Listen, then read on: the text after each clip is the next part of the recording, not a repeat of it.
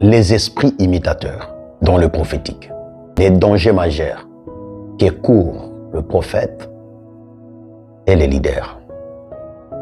C'est une révélation, une vérité que tout responsable qui navigue dans le prophétique doit connaître. Il doit comprendre pour opérer dans la stabilité. Ces esprits imitateurs n'ont pas besoin des ignorants. Ils ont besoin beaucoup plus de vrais prophètes appelés dans le ministère.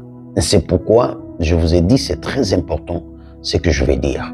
Ces esprits s'attachent à des leaders très sensibles, à des prophètes solitaires, à des personnes très spirituelles mais fatiguées, à des responsables non rédevables.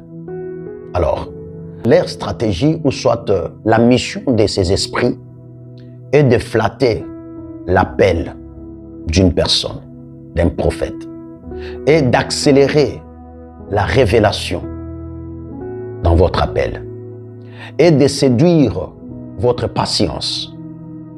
Alors, ces esprits donnent du contenu spirituel sans transformation du caractère.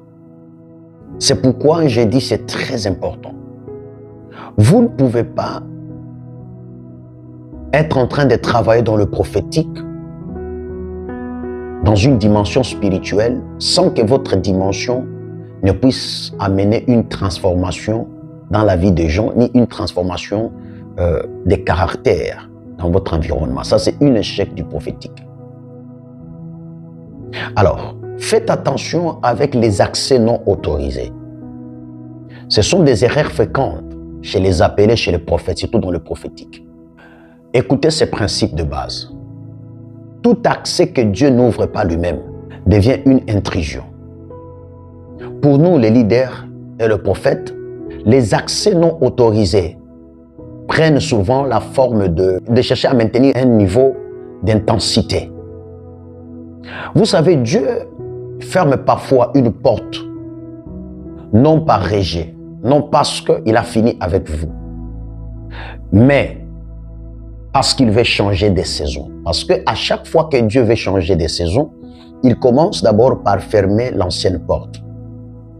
Alors, quand vous travaillez dans le prophétique, vous devez savoir que si Dieu vous ouvre une porte aujourd'hui, cette porte ne restera pas éternelle. Parce que vous montez des dimensions avec Dieu. Vous allez arriver à une dimension à laquelle Dieu sera obligé de fermer cette porte pour ouvrir une nouvelle porte. Maintenant, le temps à laquelle Dieu est en train de vous faire passer dans cette transition-là, du fermeture d'une porte et de l'ouverture d'une autre porte, c'est un moment où un prophète reste dans le silence. C'est un moment à laquelle le prophète disparaît. C'est un moment à laquelle les activités spirituelles cessent. C'est un moment à laquelle les mouvements angéliques se stoppent. Alors, dans le prophétique, beaucoup de prophètes font des erreurs à cette saison-là, à ce temps-là du changement des saisons. Quand ils se retrouvent qu'ils sont dans le silence absolu, ils croient que Dieu les a abandonnés ou soit la dimension du prophétique vient de disparaître.